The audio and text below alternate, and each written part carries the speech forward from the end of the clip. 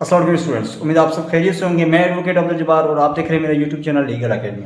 इस वीडियो के अंदर हम आपकी जो लॉ एडमिशन टेस्ट के अंदर ऐसे है उसके अंदर जो स्टूडेंट्स 90 to 95% जो स्टूडेंट्स मिस्टेक्स करते हैं वो आपके साथ शेयर करूंगा कि कौन कौन सी वो मिस्टेक्स हैं, उस पर हम बात करेंगे। सेकंड पे हम आएंगे कि आपने ऐसे किस तरह से लिखना है, ठीक है। उसके अंदर आप अच्छे मार्क्स कैसे ऑब्टेन कर सकते हैं, मीन्स के 15 में से 13 to 14 मार्क्स आप कैसे ऑब्टेन कर सकते हैं, वो सारी चीज़ें इस वीडियो के अंदर हम डिस्कस करेंगे ताकि आप अपनी जो सब्जेक्टिव पार्ट है उसके अंदर आप अच्छी मार्क्स ऑब्टेन कर सकें। सबसे पहले जो आपको मैं कॉमनली मिस्टेक्स हैं वो आपके साथ शेयर करता चलूँ कि आप सबसे पहले देखें स्टूडेंट्स क्या करते हैं। जो आपका ऐसे होता है, ठीक है ना, उसके अंदर जो सबसे पहली जो मिस्टेक है वो आप क्या करते हैं कि जो आपको लास्ट जो फैक्ट्स या स्टेटमेंट जो लिखनी होती है अबाउट ऐसे के हवाले से वो आप पहले लिख लेते हैं, मतलब इंट्रोडक्शन के अंदर लिख लेते हैं, और जो बाद वाली चीज़ें हैं वो आप पहले लिखते हैं और पहले वाली चीज़ें आप बाद में लिख लेते हैं।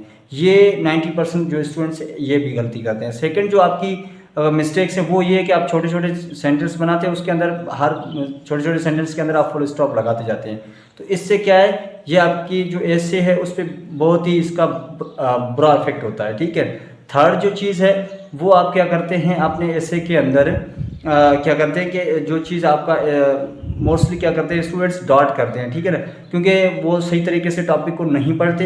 तो फिर जब वो ऐसे लिखना स्टार्ट कर देते हैं तो काफ़ी चीज़ें वो भूल जाते हैं। जब उनको वो चीज़ें याद आती हैं तो फिर वो क्या कर देते हैं, डॉट करते हैं और फिर वो लिखना स्टार्ट कर देते हैं। इससे भी आपका जो है बहुत बड़ा इफेक्ट पड़ता है अपने आपके ऐसे पे, ठीक है। तो इसलिए ये चीज़ें जो हैं, ये मिस्टेक्स अगर आप ऐसे के अंदर करते हैं तो आप 100% आपकी मार्क्स 15 में से 10 से कम ही मार्क्स होंगी, 7 6 7 यही मार्क्स होंगी। इन मिस्टेक्स का आप खास ख्याल रखें। इसीलिए आपको टॉपिक को, उस क्वेश्चन को सही तरीके से समझना है, क्योंकि ऐसे को कभी भी रट्टा लगा के आप उसको नहीं लिख सकते। क्योंकि जब तक अभी देखें इसके पीछे रीज़न ये है कि आपका ऐसे का जो मेन पर्पस है वो आपको नहीं पता, ठीक है ना। क्योंकि ऐसे का या रिटन स्टेटमेंट या किसी भी एग्जाम के अंदर जो रिटन पोर्शन दिया जाता है तो उसके अंदर स्टूडेंट्स का थॉट्स को टच किया जाता है, ठीक है ना। उसके थॉट्स, उसके आइडियाज़, उसकी मेच्योरिटी को देखा जाता है। जो चेक करता है वो देखता है कि कितना वो मेच्योर है, कितनी उसकी थॉट्स क्या है उस टॉपिक के हवाले से, ठीक है ना, वो आपकी देखी जाती है। इसलिए आप ऐसे को रटा लगा के अच्छी मार्क्स नहीं ऑब्टेन कर सकते।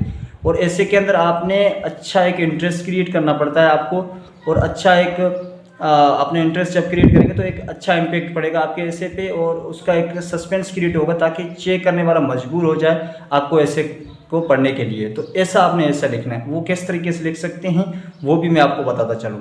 देखिए, ऐसे लिखने के लिए सबसे पहले हम इसको 3 पार्ट के अंदर डिवाइड करते हैं। सबसे पहले इंट्रोडक्शन होता है, सेकंड मेन बॉडी पार्ट होता है, थर्ड हम इसको कंक्लूड करते हैं, क्योंकि आपका ऐसे 2 पेजेस का ही होता है, ठीक है ना।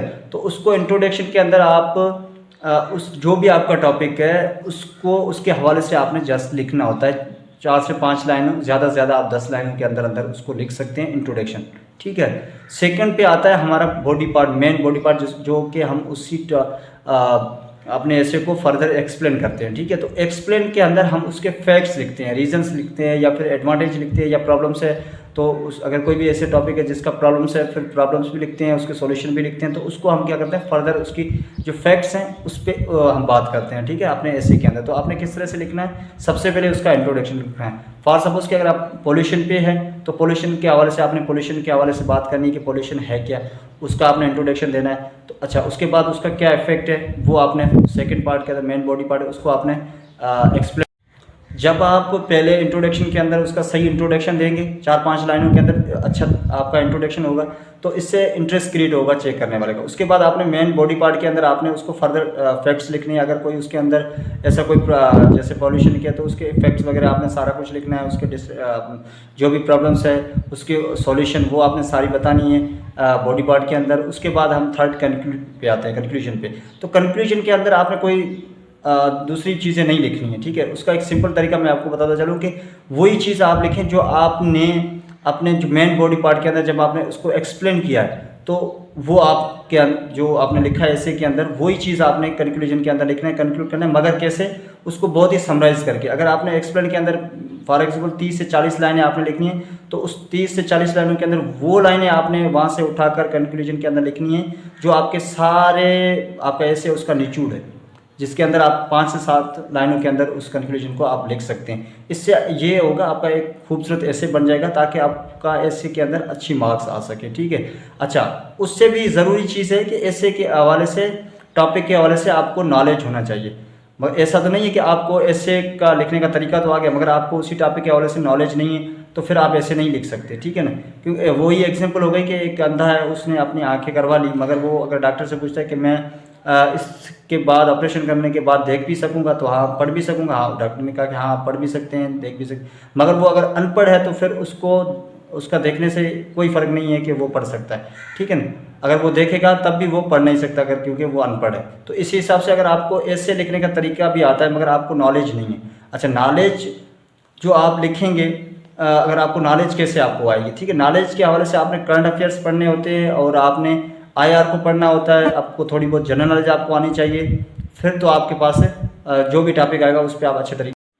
अच्छा, मैंने आपको बोला था कि आप छोटे छोटे सेंटेंस बनाते हैं, इसका बहुत बुरा इफेक्ट पड़ता है आपके ऐसे पे। अब आपका क्वेश्चन ये होगा तो हम बड़े सेंटेंस नहीं बना सकते, उनका मैं आपको सिंपल तरीक़ेकार बताता हूँ। सिंपल तरीक़ेकार है, इसके लिए आप क्या करें, कोई भी यूट्यूब पे जाके आप सर्च करें कि कंजक्शन या कंपाउंड सेंटेंस है, उसके हवाले से वीडियोस देखें, क्योंकि उससे क्या होगा आप एक दूसरे सेंटेंस को आगे कनेक्ट कर सकते हैं कामा लगा के, ठीक है। जो जिस तरह से एज एंड बट इस तरीके से वो किस तरह से उनका यूजेज है, तो वो बहुत सारी वीडियोस अवेलेबल है यूट्यूब पे, बहुत सारी मिल जाएंगी आपको, जो भी आपको अच्छी लगे, जिसको आपको अच्छा लगे उसका आप वीडियोस देखें, उसको समझ लें। आपका 2 से 3 घंटे इस पे लगेंगे और आप अच्छा सेंटेंस बना सकते हैं, बड़े बड़े सेंटेंस बना सकते हैं।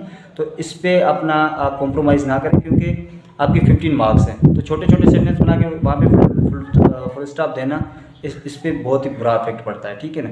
तो इसलिए आप ये मैंने जो अभी आपको बताए हैं कि कंजक्शन और कंपाउंड सेंटेंस के हवाले से आप वीडियोस देख लें, ताकि आप बड़े बड़े सेंटेंस बना सकें और आपका अच्छा इम्पैक्ट पड़े आपके ऐसे पे, और अच्छा इम्पैक्ट पड़े जो चेक करता है उस पर इंटरेस्ट बढ़े, ताकि आपको अच्छी मार्क्स मिल सके। क्योंकि ये चीज़ें आपको नहीं सिखाते, यूट्यूब पे आप सर्च कर लें कि ऐसे कैसे लिखना है, आपको बहुत सारी टिप्स बताई जाएंगी, मगर ये चीज़ें जो मैंने आपको बताई ये नहीं बताई जाएंगी, क्योंकि इसी तरीके से ऐसे आप बना सकते हैं। क्योंकि हर एक स्टूडेंट्स के अलग अलग वीकनेस होती है, मगर जो मैंने अभी आपको बताया ये सारी कॉमनली मिस्टेक्स हैं, कॉमनली वीकनेस है, तो कॉमन जो वीकनेस है अपने स्टूडेंट्स की वही बताइए। इन पे आप थोड़ा बहुत काम कर ले 1-2 दिन, तो आप अच्छे तरीके से आप ऐसे और पर्सनल स्टेटमेंट लिख सकते हैं।